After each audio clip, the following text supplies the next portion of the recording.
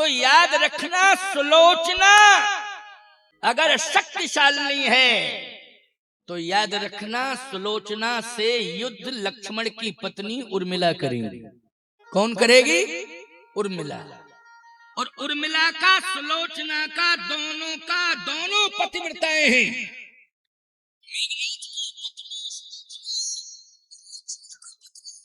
उर्मिला। और याद रखना इन दोनों का युद्ध जो है ऐसे नहीं कि मैदान में जाकर के युद्ध हो, ये तपस्या के द्वारा युद्ध करेंगी। इधर लंका में तपस्या करेगी कौन? कर रही है सुलोचना। उधर अयोध्या में तपस्या कौन कर रही है? उर्मिला। और तपस्विनियों का युद्ध होगा। अब जिसकी तपस्या भारी पड़ जाएगी, क्यों भाई, बस समझ लेना कि वही विजयी हो जाएगा। तो उर्मिला की तपस्या, ये विश्वास करना आप लोग, बोलो उर्मिला की तपस्या भारी पड़ेगी कि नहीं पड़ेगी? क्यों?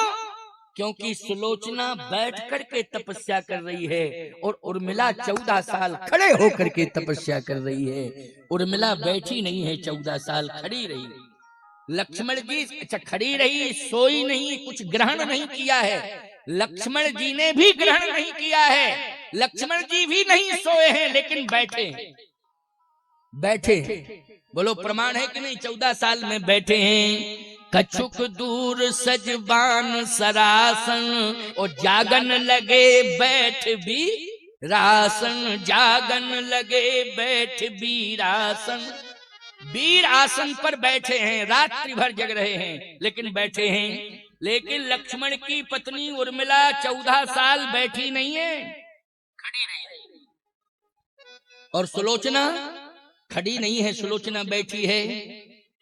अच्छा एक बात बताओ, वजन किसका ज्यादा है? तप का वजन प्रभाव किसका बढ़ रहा है? उर्मिला का बढ़ रहा है।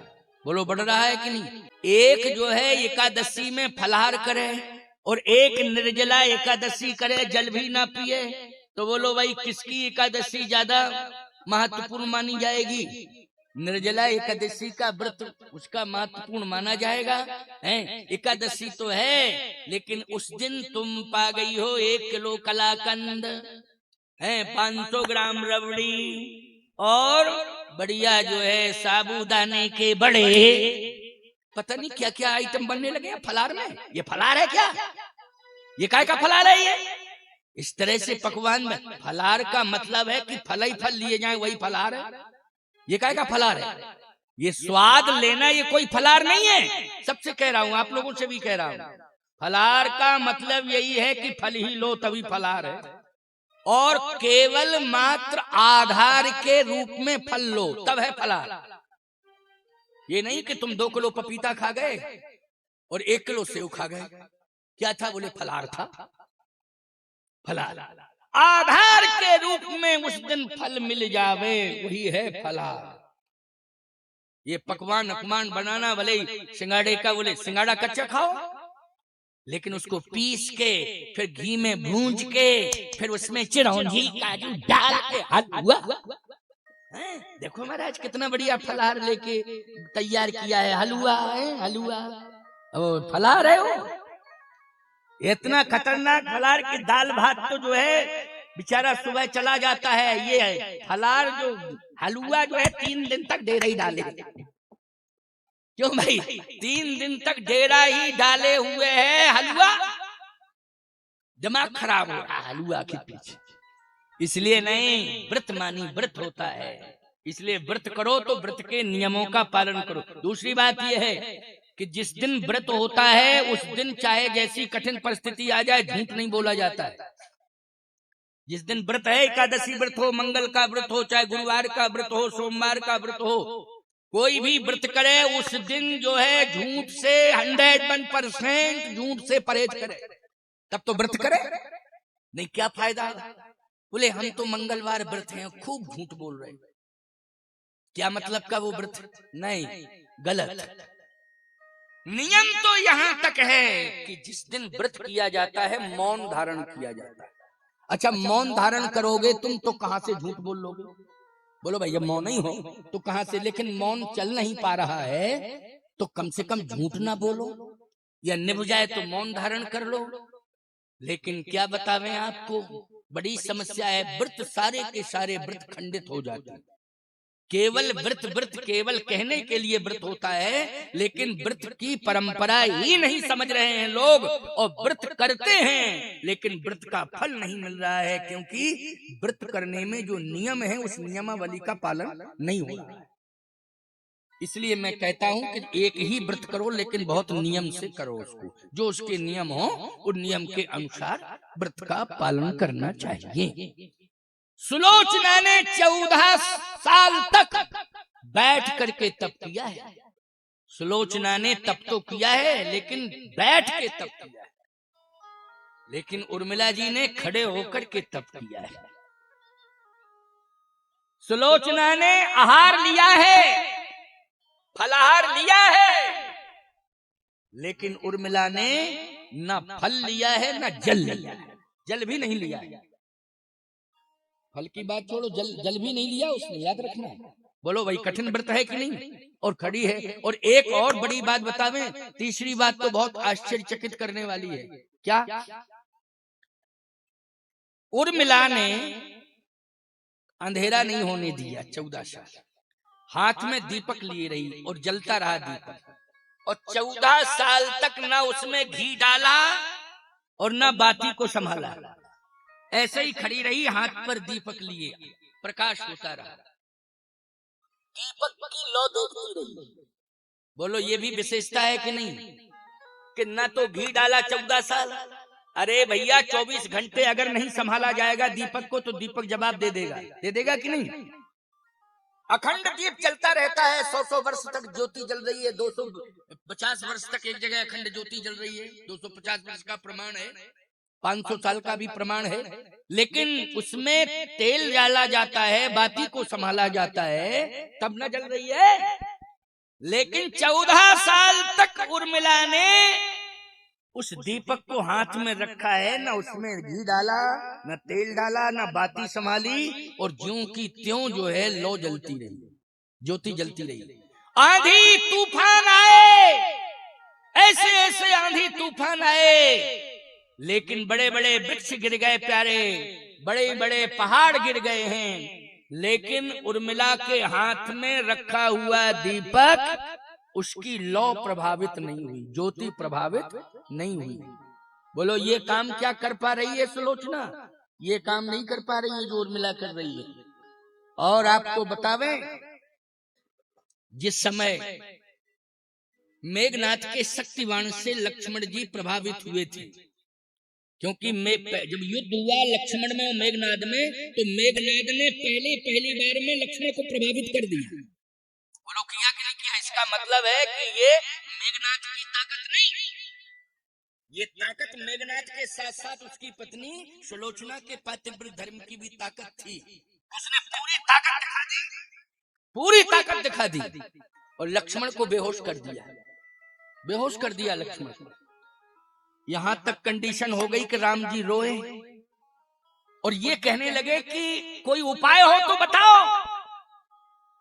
विभीषण ने कहा उपाय, क्योंकि विभीषण आ गया था राम की शरण में, हनुमान जी के प्रयास से विभीषण आ गया था। विभीषण शरणागति सुंदर कांड में, श्रवण सुयत सुनि आयु प्रभु भंजन भो वीर, त्राहि त्राहि आरत हरण शरण सुखद रघुवीर। तो विभीषण शरणागति प्राप्त कर चुका है। अब विभीषण जी ने उपाय बताया कि अगर सुखेन वैद्य आ जाए तो उपचार हो जाएगा, सुखेन वैद्य आ जाए तो आ जाएगा सुखेन वैद्य। राम जी ने कहा कैसे आएगा? शत्रु पक्ष का वैद्य है वो, लंका का, कहां से आ जाएगा, कैसे आएगा? हनुमान जी बोले ये मत सोचो, कौनों पक्ष को सही, आप तो आदेश दो, मैं लाऊंगा। अच्छा लाओगे? हनुमान जी ने कहा मैं लाऊंगा, सुखेन वैद्य की बात है तो विभीषण ने कहा है मैं सुखेन वैद्य को लाऊंगा, कोई मेरे साथ नहीं जाएगा, मैं अकेले जाऊंगा। और वास्तव में हनुमान जी की दूसरी यात्रा हुई है ये सुखेन वैद्य को लाने वाली, क्योंकि संकट में राम जी फंस गए और भगवान राम ने कहा कि लेकिन जो उसकी ज्योति है वो ना हिल रही है, ना डर रही है, ना मंद पड़ रही है। समझ रहे हो कि नहीं? इसका मतलब है कि उसे विश्वास है कि मेरे पति का कुछ भी नहीं बिगड़ेगा, चाहे लेकिन उर्मिला कहती है कि मेरे पति का बाल बांका नहीं होगा। अयोध्या में कह रही है। देखो पतिव्रता जान लेती है कि पति के ऊपर क्या संकट आ गया है, समझ रहे हो कि नहीं। लक्ष्मण जी भले ही लंका में हैं, बेहोश पड़े हैं, लेकिन उर्मिला समझ गई है कि क्या संकट आया है, लेकिन फिर भी धैर्य नहीं तोड़ रही है, क्योंकि उसे अपने पातिव्रत धर्म पर पूरा भरोसा है।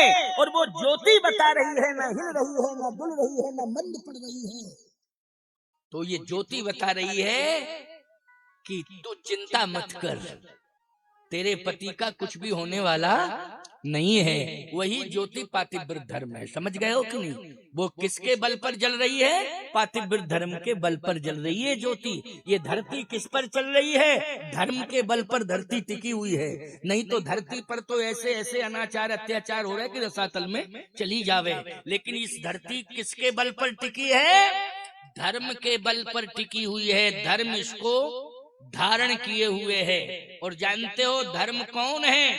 याद रखना, रामो विग्रहवान धर्मः, प्रभु राम ही धर्म है। आज तुमने राम दरबार में राम जी को स्थापित कर दिया है ना, याद रखना यही तुम्हारे क्षेत्र को सुरक्षित किए हुए हैं। यही देवी देवताओं के बल पर तुम्हारा क्षेत्र सुरक्षित है। नहीं पता चले कि कौन सी प्राकृतिक आपदा आ जावे कि उस आपदा के सामने डॉक्टर फेल हो जावे और सरकारें फेल हो जावे, कोई उपाय नहीं। लेकिन बचाने वाला कौन है? धर्म है। और धर्म कौन है? यही राम बैठे हुए हैं, यही श्याम बैठे हुए हैं, यही हनुमान बैठे हुए हैं, यही धर्म को धारण किए हुए हैं। इन्हीं के बल पर धरती सुरक्षित है।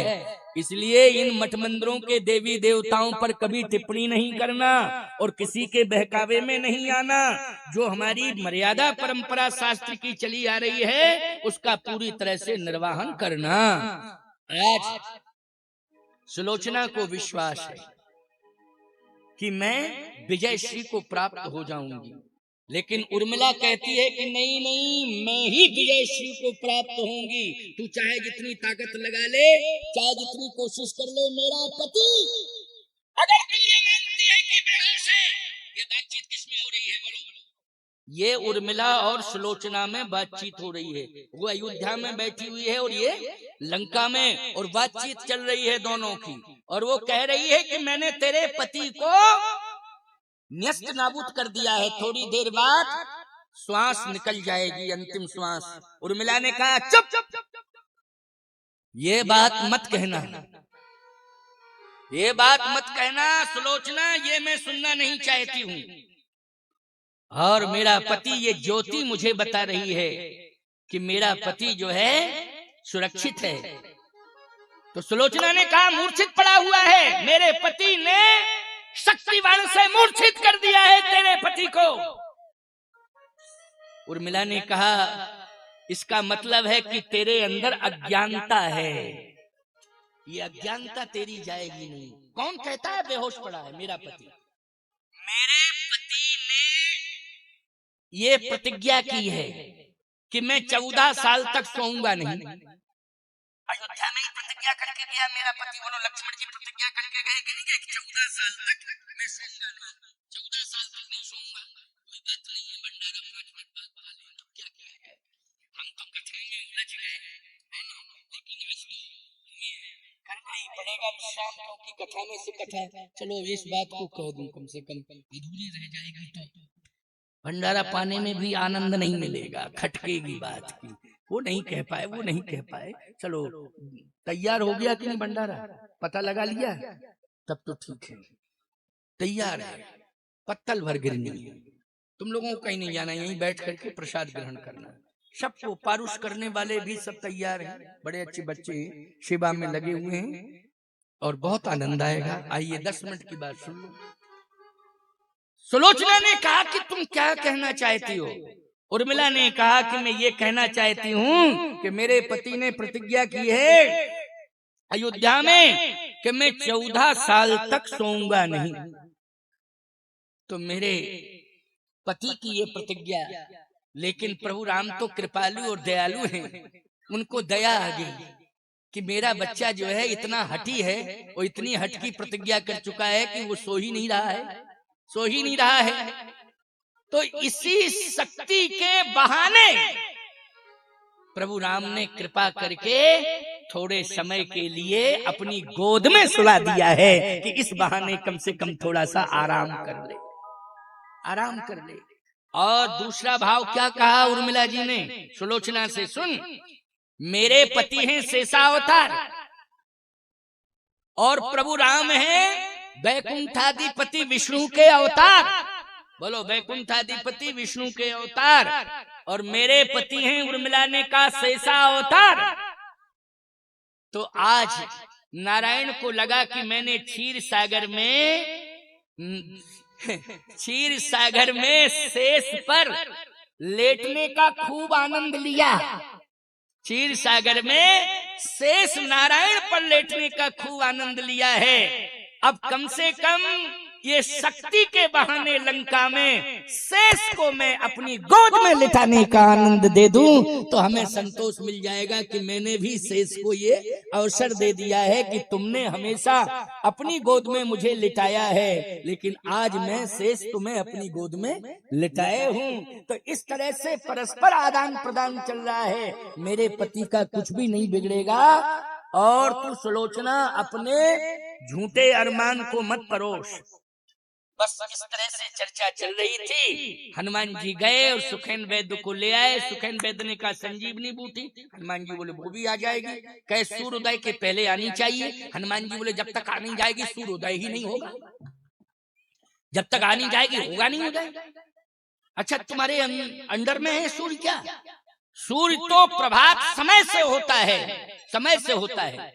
हनुमान जी ने कहा बचपन में निगल लिया था, छोड़ दिया था, लेकिन बचपन में नहीं छोड़ूंगा सूर्य को। वो मालूम है उसको कि बचपन में बाल समय रवि भक्ष लियो तब तीनहु लोक भयो अंधियारो। इसलिए बचपन में मैंने सूर्य को फल समझ करके निगल लिया था, लेकिन देवताओं ने प्रार्थना की थी तो मैंने सूर्य को मुख से बाहर कर दिया था। ये बचपन की बात है, अब तो 55 में आ गया हूँ। इसलिए सूर्य भी जानता है, चिंता मत करो वैद्य जी, समय से बूटी आएगी। हनुमान जी जब तक नहीं आ गए तब तक सूर्य उदय नहीं हुआ है प्यारे। और तुरंत वैद्य कीन उपाई उठ बैठे लक्ष्मण हर्षाई। तुरंत वैद्य तब कीन उपाई उठ बैठे लक्ष्मण हर्षाई। लक्ष्मण जी प्रसन्न होकर के उठ के बैठ गए। तो ये तो एक लीला थी। कहने का तात्पर्य मेरा ये है कि सुलोचना पराजयी हो गई और उर्मिला विजय श्री को प्राप्त हो गई। लक्ष्मण को चैतन्यता मिलने का अर्थ यह है कि आज सुलोचना का पातिव्रत धर्म पराजित हो गया। किसके आगे? उर्मिला के पातिव्रत धर्म के आगे। इसलिए मैं कहना चाहता हूं कि प्रभाव का कभी दुरुपयोग नहीं करना चाहिए। सुलोचना ने पातिव्रत धर्म का दुरुपयोग किया है ना। और यहाँ विभीषण जी ने भगवान की शरण ले ली तो विभीषण भी पक्ष में आ गया और इधर उर्मिला का पातिव्रत धर्म और इधर सीता जी का 14 साल का सतीत्व, क्योंकि सीता जी ने भी 14 साल तक जल फल कुछ नहीं लिया है, अशोक वृक्ष के नीचे बैठी नहीं, सोई नहीं है। तो वो जो है तप था श्री किशोरी जी का, उर्मिला जी का तप था। और साथ ही साथ में उनकी बहनें चाहे मांडवी हों चाहे सुरतकीर्ति हों, बोलो सभी तपस्विनी हैं। उन सब की तपस्या का जो है फल प्रभु श्री राम की विजय यात्रा के साथ जुड़ गया और प्रभु राम को विजय श्री मिल गई।